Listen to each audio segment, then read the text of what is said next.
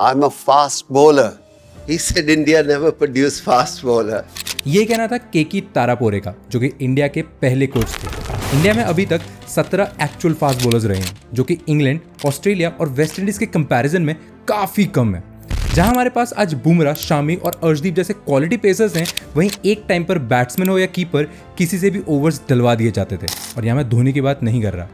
History में देखो तो 1960s-70s में इंडियन टीम 4 स्पिनर्स के साथ खेला करती थी, इसलिए शुरुआती बॉलर्स का काम सिर्फ बॉल को पुराना करने का होता था। वहीं आज इंडिया की फियरलेस पेसिंग अटैक को भेदना कोई बच्चों का खेल नहीं। तो आखिर ये चेंज हुआ कैसे? इस चेंज के पीछे किन किन प्लेयर्स का हाथ है और कैसे एक स्पिन अटैक वाला देश आज फास्ट बॉलिंग की वजह से वर्ल्ड चैंपियन है? आज हम इन्हीं सवालों के जवाब इस वीडियो में ढूंढेंगे। टेस्ट मान्यता मिलने से पहले इंडिया में कई फास्ट बॉलर्स हुआ करते थे, लेकिन अंग्रेजों की निगरानी में वो फर्स्ट क्लास क्रिकेट से आगे बढ़ नहीं पाए। पावरी, देवराज और नासिर अली जैसे नाम फर्स्ट क्लास क्रिकेट में कहीं खो से गए। फिर आया साल 1932, जब इंडिया की पहली इंटरनेशनल टीम 26 फर्स्ट क्लास और 1 अंतर्राष्ट्रीय मैच खेलने इंग्लैंड रवाना हुई। उस टीम में अमर सिंह के साथ उनके जोड़ीदार मोहम्मद निसार भी शामिल थे। अमर सिंह इंडिया के पहले खिलाड़ी थे जिन्हें टेस्ट कैप दी गई थी। वहीं निसार इंडिया के फर्स्ट फास्ट बॉलर। 25 जून 1932 ये वही दिन था जब इंडिया ने लॉर्ड्स में अपना पहला इंटरनेशनल टेस्ट मैच खेला। इंग्लैंड के खिलाफ हुए उस मैच में होशियारपुर पंजाब के निसार ने दूसरे ही ओवर में ओपनर स्टटक्लिफ को बोल्ड कर दिया था और दूसरे ओपनर होम्स भी निसार के सामने ज्यादा टिक नहीं पाए। ये वही जोड़ी है जिन्होंने 10 दिन पहले ही फर्स्ट क्लास क्रिकेट में पहले विकेट के लिए 555 रन की साझेदारी की थी। तो उनके विकेट लेना इतना आसान तो नहीं था जितना निसार ने करके दिखाया। हालांकि ये मैच इंडिया हार गया, लेकिन पहली बार निसार और अमर सिंह के बदौलत पूरे विश्व में इंडियन पेस की चर्चा होने लगी थी। इन्हीं दोनों प्लेयर को देखते हुए इंग्लैंड के कप्तान डगलस जार्डीन ने कहा था कि आने वाले 10 सालों में भारतीय टीम वर्ल्ड की बेस्ट टीम्स में से एक कहलाई जाएगी। लेकिन हुआ कुछ उल्टा ही। जिन प्लेयर्स की वजह से ये कहा गया था, वो दोनों कुछ समय बाद भारतीय खेमे का हिस्सा ही नहीं थे।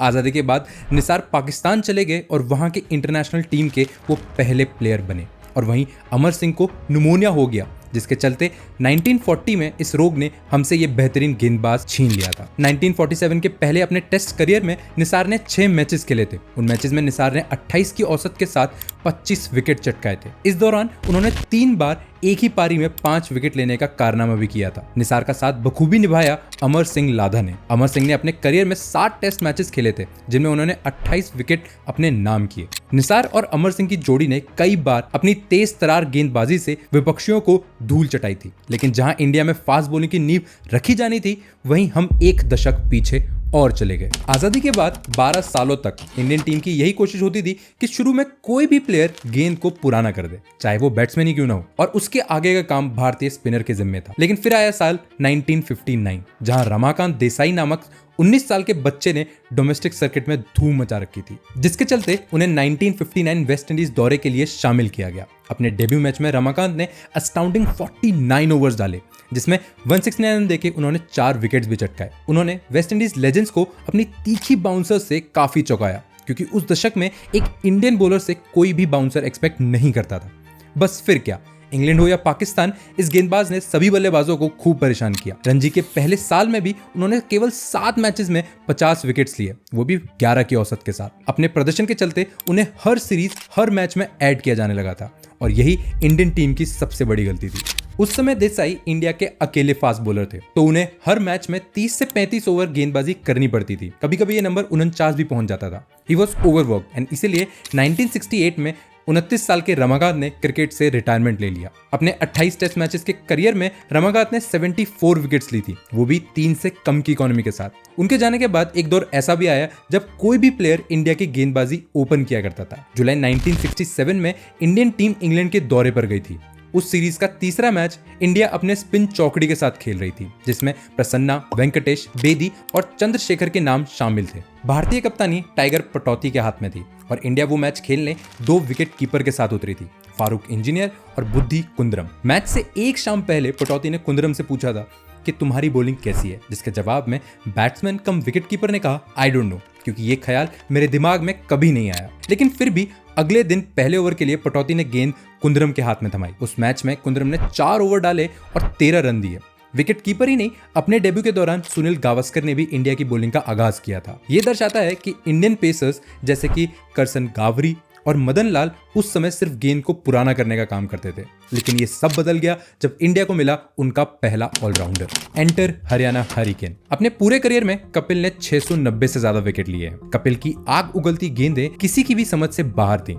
24 बार उन्होंने एक पारी में 5 विकेट से ज्यादा लिए हैं। कपिल ना सिर्फ एक ताबड़तोड़ बल्लेबाज थे बल्कि एक किफायती तेज गेंदबाज भी। दर्शकों ने इससे पहले इंडियन खेमे में तेज गेंदबाजी नहीं देखी थी, जिसके चलते सिर्फ कपिल को देखने लाखों की भीड़ मैदानों पर उमड़ पड़ती थी, क्योंकि 140 पर स्विंग कराना आए दिन देखने को नहीं मिलता था। 1978 में कपिल की एंट्री की टाइमिंग भी लाजवाब थी, क्योंकि भारतीय स्पिन चौकड़ी अब धीरे धीरे क्रिकेट से दूर हो रही थी और तेज गेंदबाजों के दम पर वेस्टइंडीज, इंग्लैंड और ऑस्ट्रेलिया जैसी टीमों ने विश्व पर अपना दबदबा बना रखा था। लेकिन इंडिया भी पीछे रहने वाला नहीं था और आए दिन नए नए फास्ट बॉलर्स टीम का हिस्सा बन रहे थे। 1983 की ऐतिहासिक विश्व कप की जीत में कपिल देव के साथ साथ रॉजर बिन्नी, मदन लाल और बलविंदर संधू जैसे दमदार गेंदबाजों ने भी बेहतरीन प्रदर्शन किया था, जिसकी वजह से उन्होंने इंडिया को अपने लक्ष्य तक पहुंचाया, जिसकी वजह से हम 1983 वर्ल्ड कप जीते भी। कपिल देव के बाद भारतीय क्रिकेट में हमें मनोज प्रभाकर और चेतन शर्मा जैसे तेज गेंदबाज भी देखने को मिले। अपनी उम्दा गेंदबाजी के चलते प्रभाकर ने इंटरनेशनल क्रिकेट में 250 से ज्यादा विकेट्स लिए, वो भी 29 की एवरेज के साथ। वहीं दूसरी तरफ 1987 में भारत में खेले गए वर्ल्ड कप में चेतन शर्मा ने न्यूजीलैंड के खिलाफ हैट्रिक ली। ऐसा करने वाले वो पहले भारतीय तेज गेंदबाज भी बने। स्पिनर्स का देश कहे जाने वाले भारत में भी अब दमदार फास्ट बॉलर्स का दौर आ चुका था और इस जलती हुई आग को बढ़ावा दिया एमआरएफ के मैनेजिंग डायरेक्टर रवि मेमन ने। कपिल देव की रखी गई नींव पर इमारत बनाई एमआरएफ फाउंडेशन ने। 1987 में एमआरएफ के मैनेजिंग डायरेक्टर रवि ने फास्ट बॉलर्स की फौज तैयार करने के लिए चेन्नई में एक ट्रेनिंग क्लिनिक बनाया, जिसके लिए उन्होंने ऑस्ट्रेलिया के सबसे सफल गेंदबाज डेनिस लिली को इसका जिम्मा दिया था। डेनिस लिली ने इंडिया को कई बड़े गेंदबाज दिए हैं, जिसमें पहला नाम था जावगल श्रीनाथ का, जिन्होंने कपिल देव के रिटायरमेंट के बाद उनकी लेगेसी को संभाला था। जावगल श्रीनाथ को मोहम्मद निसार के बाद भारत का सबसे तेज गेंदबाज भी माना जाता था। विश्व क्रिकेट में वसीम अकरम, वकार यूनिस, ग्लेन मगराथ जैसे गेंदबाजों की एक अलग दुनिया थी। वहीं श्रीनाथ जैसा बॉलर उस दुनिया का चमकता सितारा बन चुका था। ओडीआई क्रिकेट में 300 से ज्यादा विकेट लेने वाले श्रीनाथ पहले गेंदबाज थे। वहीं अगर उनके इंटरनेशनल करियर की बात करें तो 29 की एवरेज के साथ जावगल ने 550 से ज्यादा विकेट अपने नाम किए हैं। 150 किलोमीटर प्रति घंटा की रफ्तार से गेंद फेंकने वाले श्रीनाथ ने भारतीय खेमे में एक चिंगारी का काम किया था। जहां एक तरफ श्रीनाथ अपना जलवा दुनिया में बिखेर रहे थे, वहीं दूसरी ओर वेंकटेश प्रसाद ने भी उनका खूब साथ दिया। कौन भूल सकता है 9 मार्च 1996 का दिन, जहां वर्ल्ड कप के क्वार्टर फाइनल में प्रसाद ने तीखी गेंदबाजी से आर्च राइवल पाकिस्तान को काफी परेशान करा। 10 ओवर में 45 रन देकर उन्होंने 3 विकेट्स भी लिए थे। पेस फाउंडेशन की दूसरी सबसे बड़ी खोज थे जहीर खान। वो 17 साल के थे जब उन्होंने एमआरएफ फाउंडेशन ज्वाइन करा एंड शुरुआती दिनों में ही डेनिस लिली ने उनकी काबिलियत को समझ लिया था, जिसके कारण 22 साल के जहीर ने सन 2000 में अपना इंटरनेशनल डेब्यू किया, जहां अपने करियर में 30 की एवरेज के साथ उन्होंने 700 से ज्यादा विकेट्स लिए। कौन भूल सकता है 2011 वर्ल्ड कप फाइनल में श्रीलंका के सामने उनका ओपनिंग स्पेल।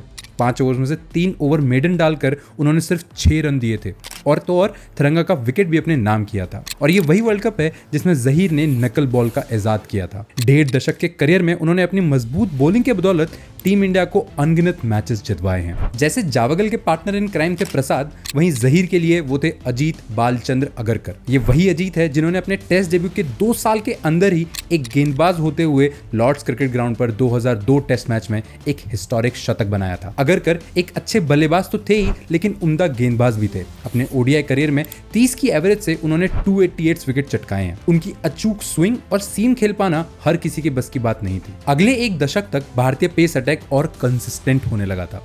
इस दौरान टीम इंडिया के लिए कई नामी गिरामी फास्ट बॉलर्स ने क्रिकेट खेली है। इरफान पठान, आरपी सिंह, प्रवीण कुमार, ईशांत शर्मा, मुनाफ पटेल और शीशांत जैसे कई सारे गेंदबाजों ने इंडियन जर्सी का मान बढ़ाया है। उस समय इंडियन टीम में लेफ्ट आर्म पेसर्स का दबदबा था। जहीर, आशीष और इरफान की जोड़ी ने अपनी अलग गैंग बना रखी थी और फिर उसमें चयन हुआ आरपी सिंह का। पाकिस्तान के अगेंस्ट अपने टेस्ट डेब्यू पर मैन ऑफ द मैच का खिताब जीतने वाले आरपी ने 2007 की T20 चैंपियनशिप जीतने में एक खास रोल प्ले किया था। 6 इनिंग्स में 6.5 की इकोनॉमी के साथ उन्होंने 12 विकेट्स लिए थे, जिसके चलते वो उस वर्ल्ड कप के 2nd हाईएस्ट विकेट टेकर भी रहे थे।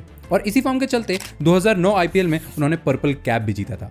ये वही दौर था जब टीम इंडिया के पास एक से बढ़कर एक पेस बॉलर्स थे। इतिहास में पहली बार टीम इंडिया ने 2006 में खेला गया डरबन टेस्ट मैच जीता था। उस जीत के हीरो थे श्रीशांत, जिन्होंने मैच में 8 विकेट लेकर टीम की जीत की नींव रखी। उसी तरह 2008 में इंडिया ने पहली बार ऑस्ट्रेलिया में ओडीआई सीरीज जीती थी। ट्राई सीरीज के पहले दोनों फाइनल जीतकर हमने सीबी सीरीज पर कब्जा किया था। उस जीत के सबसे बड़े नायक थे प्रवीण कुमार, जिन्होंने दोनों फाइनल्स में 4-4 विकेट लेकर ऑस्ट्रेलिया की बैटिंग की कमर तोड़ दी थी। और वहीं पर 2008 में रिकी पॉन्टिंग के सामने ईशांत का वो जादुई स्पेल आज भी हम फैंस के रोंगटे खड़े कर देता है। जहां इंडियन पेस बॉलिंग राइज पर थी, वहीं 2011 ओडीआई वर्ल्ड कप के बाद जहीर और इरफान के रिटायरमेंट के चलते इंडियन अटैक कमजोर होने लगा था, जिसके चलते हमने लगातार कई ओवरसीज मैचेस हारे भी। लेफ्ट आर्म पेसर्स की गैंग के जाने के बाद ऐसा नहीं था कि इंडिया में तेज गेंदबाज नहीं थे। We had Bhuvneshwar and Shami, जिन्होंने अपने डेब्यू से ही ओपनिंग टीम को काफी परेशान किया था, लेकिन सिर्फ बॉलर्स के बेस पर अभी भी हमें जीत नहीं मिलती थी। फिर आया 2014 का ऑस्ट्रेलियन टूर, जिसमें Virat Kohli was named captain. तब किसी को नहीं पता था कि ये डिसीजन इंडियन बॉलिंग को नेक्स्ट लेवल पर ले जाने वाला है। शुरुआत से ही इंडिया ने कई लेजेंडरी बैट्समैन प्रोड्यूस करे हैं, गावस्कर टू सचिन टू कोहली, लेकिन India never had fearsome fast bowlers. हमने श्रीनाथ, जहीर और नेहरा जी जैसे पेसर्स तो देखे थे, लेकिन झुंड में अटैक करने वाला एक कोर ग्रुप अभी भी नहीं था। जो सब बदला 2015 में, जब कोहली इंडिया के कप्तान बने।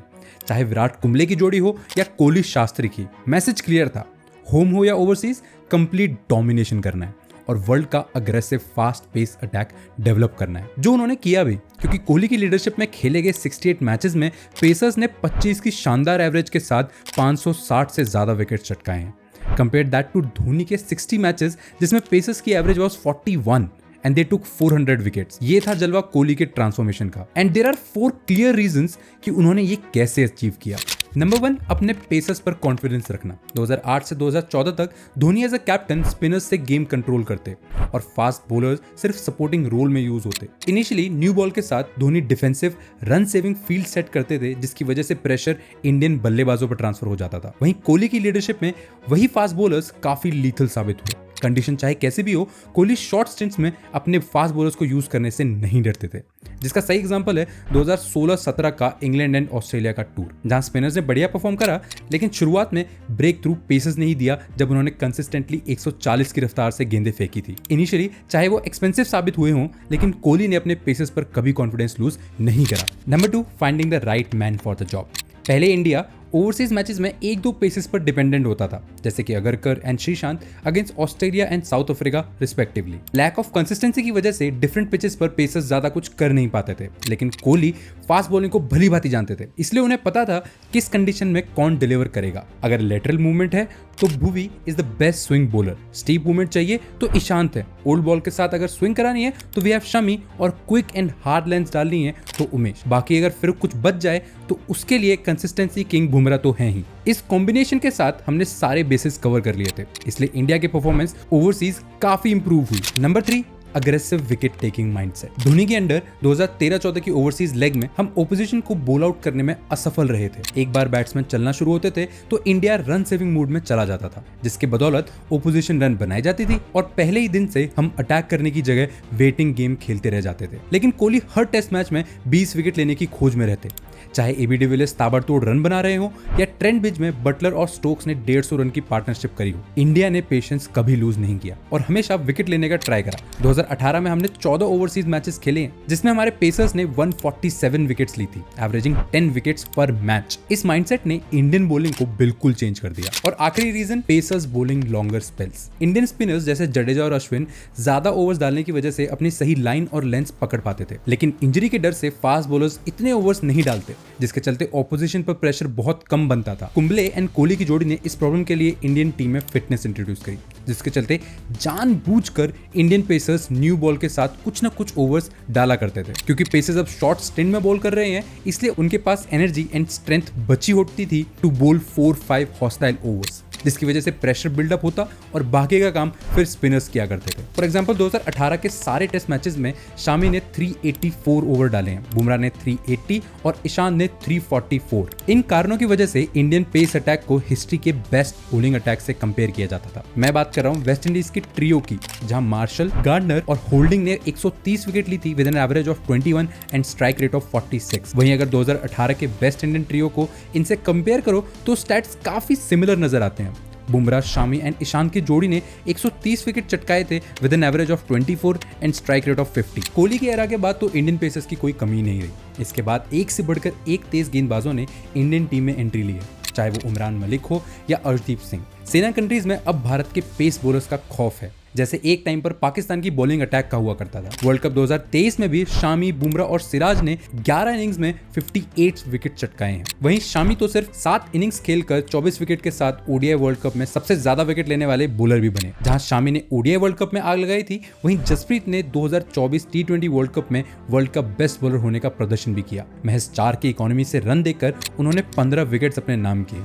और तो और इस वर्ल्ड कप में वो सेकंड हाईएस्ट विकेट टेकर रहे थे। अपनी शानदार और किफायती बॉलिंग की वजह से ही उन्हें मैन ऑफ द टूर्नामेंट के खिताब से भी नवाजा गया। दशकों तक फास्ट बॉलर्स की कमी से जूझने वाली भारतीय क्रिकेट टीम आज उन्हीं के दम पर दुनिया भर में अपना लोहा मनवाना जानती है। अर्शदीप, आवेश और मयंक जैसे उभरते हुए सितारे इंडियन पेस के फ्यूचर को और सिक्योर बनाते हैं। इंडिया में पेस बॉलिंग का पास्ट बेशक ही लंबा ना रहा हो, लेकिन प्रेजेंट और फ्यूचर काफी प्रॉमिसिंग है। And that is how Indian fast bowling scene exploded in past 1 century। Let us know in the comments आपको ये वीडियो कैसी लगी, and if you missed any of your favourite fast bowler.